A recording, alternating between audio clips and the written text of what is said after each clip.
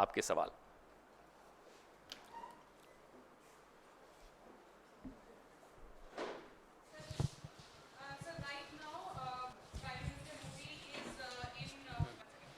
Gujarat road show. He's in Gujarat and he has made certain comments saying that इस बार सारी व्यवस्था थी ताकि हमारे घर कोई सबूत ना मांगे. We demolished all targets in front of camera so that no one inside India asked for evidence. यही हल्की राजनीति. This is what we say. This is what we mean when we say that very low level politics, and that too straight. Troll in chief, divider in chief, the prime minister. अब ये troll की भाषा नहीं है तो क्या है? आपने तो खुद साबित, हमने नहीं, आपने नहीं, प्रधानमंत्री ने खुद साबित कर दिया जो अभी मैंने कहा. This is the language of a troll. आपने सीज फायर क्यों किया? बताइए, जब पूरा देश आपके साथ खड़ा है. 3 दिन और फौज को मिल जाते, सबूत छोड़िए, कोई कुछ नहीं मांगता. पाकिस्तान पानी मांग रहा होता आपसे. क्या किया आपने? वो 3 दिन अगर आप और दे देते. आपने दबाव में आकर सीज फायर किया, उसका जवाब देने की बजाय ये डायलॉग. पवन सर, मेरा सवाल आपसे ये है, कल कंसल्टेटिव कमेटी एक्सटर्नल अफेयर्स की मीटिंग हुई जिसको खुद विदेश मंत्री ने जो है वो चेयर किया, और ये बात सामने आ रही है कि उस मीटिंग के अंदर जब ये सवाल आया कि राहुल गांधी ने पूछा है कि बताया गया था क्या पाकिस्तान को, तो वहां से ही उन्होंने ये जवाब दिया कि इस बात को बार बार पूछना और उसको पूछना भी भाई एक तरीके का अपराध है. अगर इस तरह की बात करनी है, सारी परंपराओं को तोड़ते हुए, एस जयशंकर ने जो बाहर आकर स्पिन डॉक्टरिंग करने की कोशिश की, अगर हम भी परंपराएं तोड़ने पर आ जाएं, तो अंदर उन्होंने क्या बोला था अगर बाहर आ जाए, शक्ल दिखाते फिरेंगे, छिपाते फिरेंगे. चुनौती देते हैं हम, आइए बाहर आके बोलिए, अच्छी बात नहीं है ये. अंदर क्या हुआ अगर हम बताएं कि जयशंकर जी ने अंदर क्या बोला, सरकार में शायद कोई भी मुंह दिखाने के काबिल नहीं रहेगा.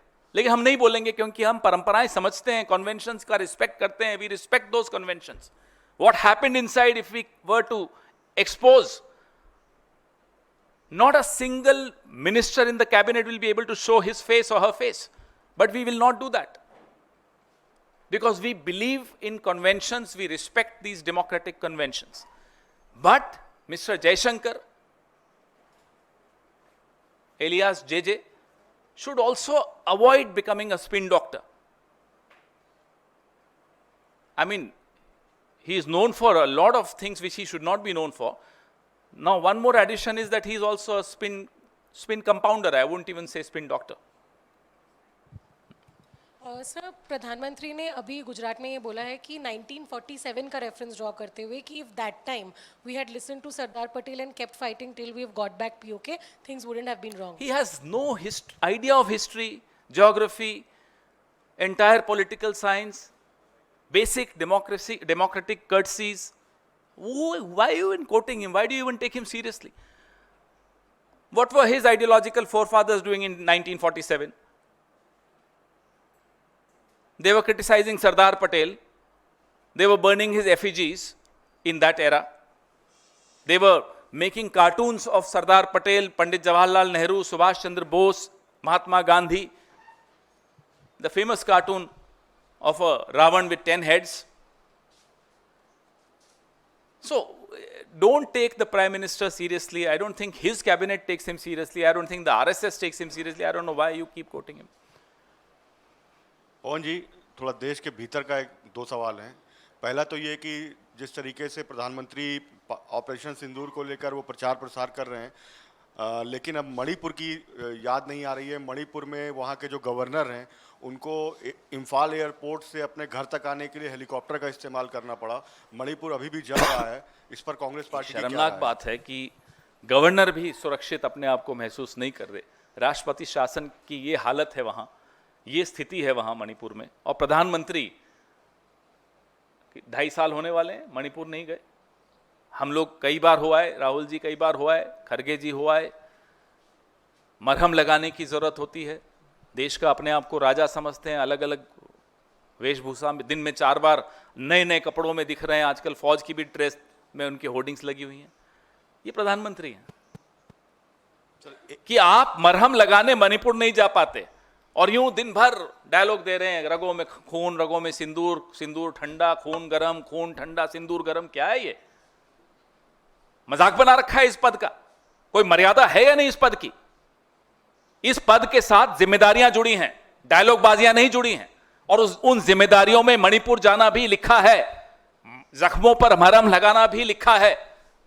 अपनी जिम्मेदारियों से बिल्कुल दूर भागने वाला व्यक्ति दिन भर, मुझे लगता है ये 18 घंटे में से 17 घंटे डायलॉग्स की प्रैक्टिस करते हैं और 1 घंटा बोलते हैं। सर एक और सवाल है सर। चौथी अर्थव्यवस्था भारत बन चुका है, ये कल नीति आयोग के सीईओ ने बयान दिया। उसके बाद तमाम मंत्रियों ने इसको एक उपलब्धि के तौर पर बताया मोदी सरकार के, और उसके बाद अब सफाई आई है कि हम नवंबर दिसंबर तक चौथी अर्थव्यवस्था बनेंगे। अब पहले से ही तारीफ करनी शुरू कर दी। ये हालत है इनकी।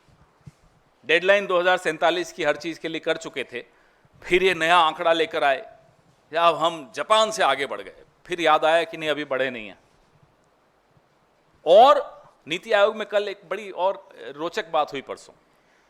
नीति आयोग ने कहा सबको कि भाई तुर्की का मॉडल अडॉप्ट करना चाहिए।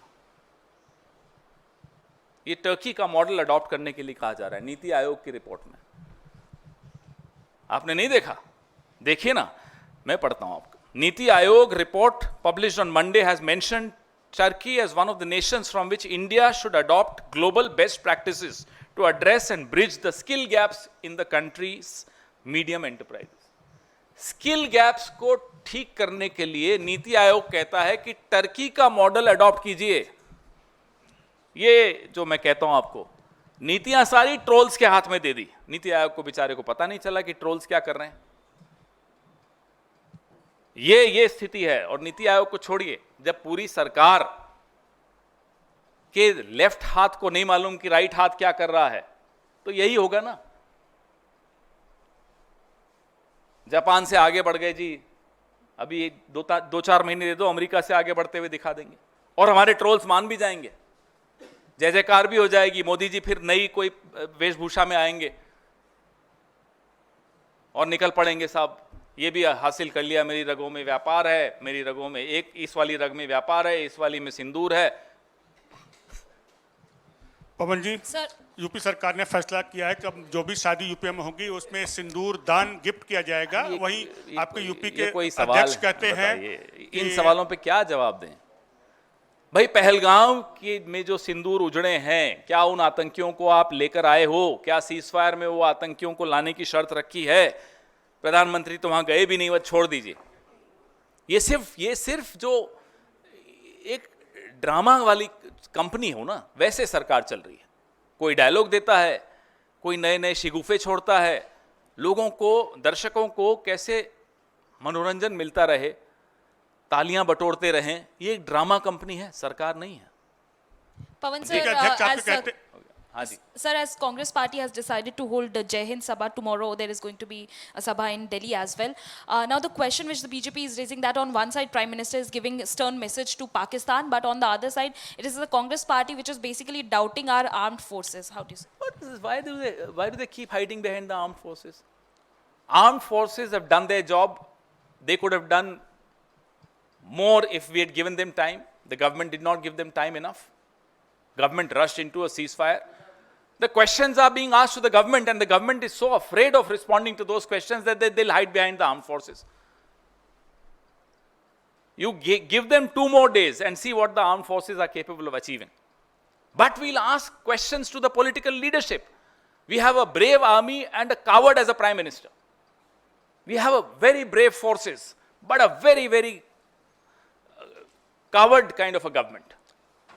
So we have every right, and it's our duty to ask questions to these cowards who are occupying important positions in government, Prime Minister and others. Pawan sir, Brajbhushan Sharan Singh को कल अदालत से राहत मिल गई है इस मसले पर आपको हैरानी हो रही है? उन्हें भी हैरानी नहीं हुई।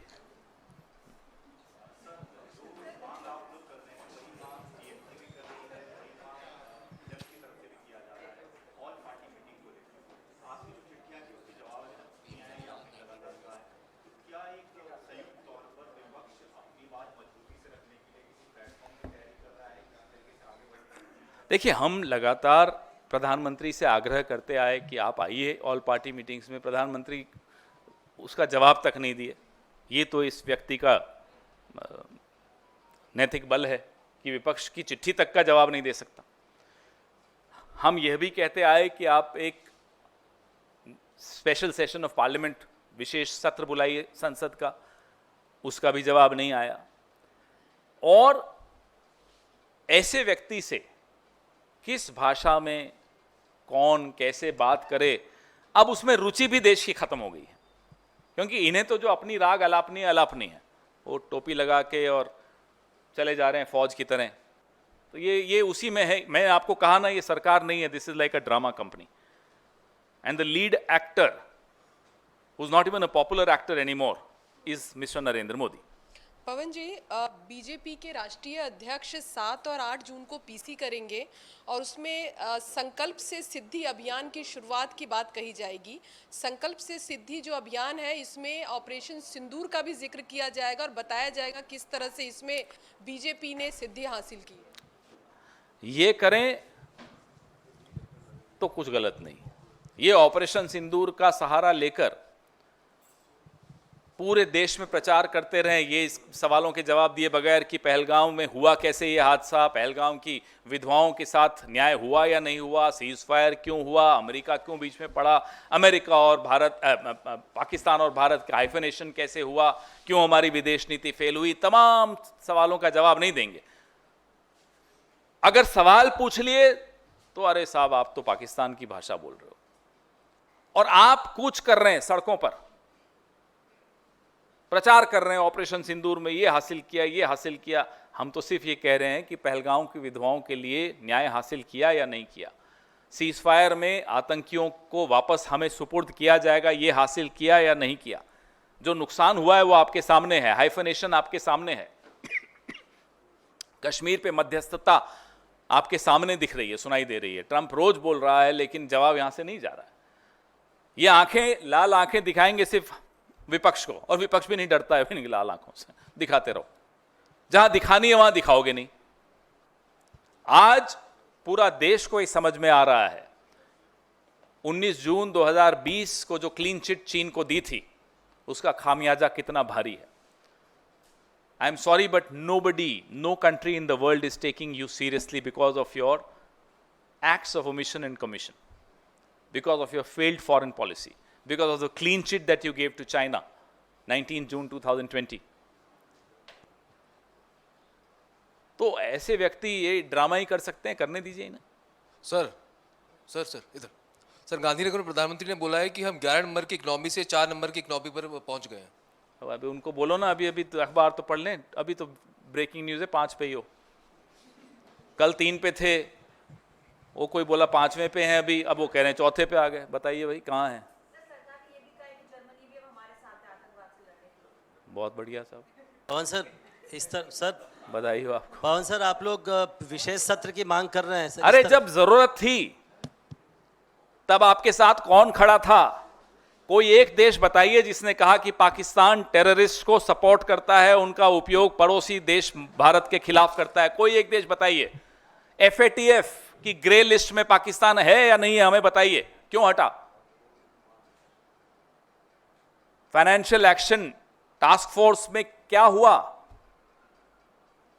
आप पाकिस्तान को अलग थलग करने की जगह अपने आप को अलग थलग कर रहे हो, यह चिंता का विषय है।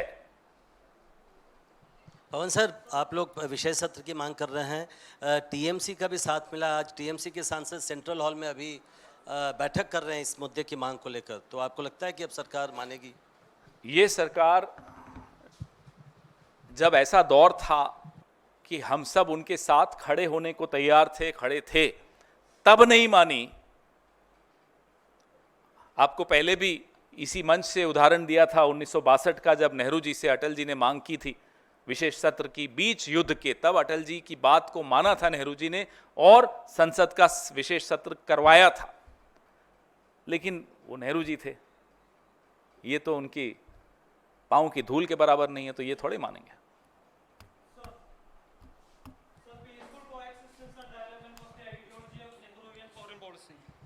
After 60 years, do we think do you think we deviated from that?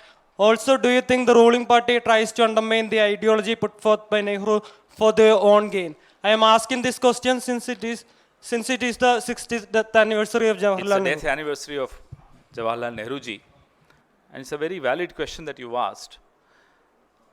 They are trying to undermine Jawaharlal Nehru ji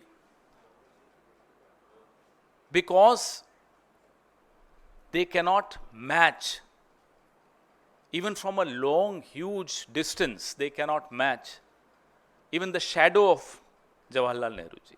And that hurts them a lot.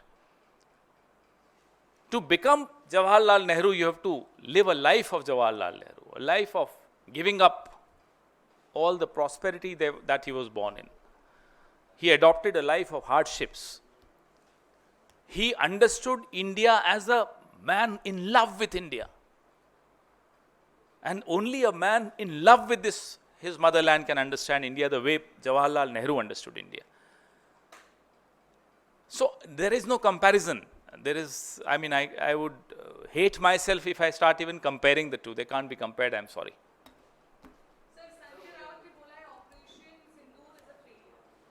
देखिए, अब उनसे पूछिए, उनका सवाल मैं जवाब कैसे दूंगा? आप बोलेंगे तो उनको बुलाने की कोशिश करते हैं, अब मुश्किल होगा इस पार्टी। Thank you.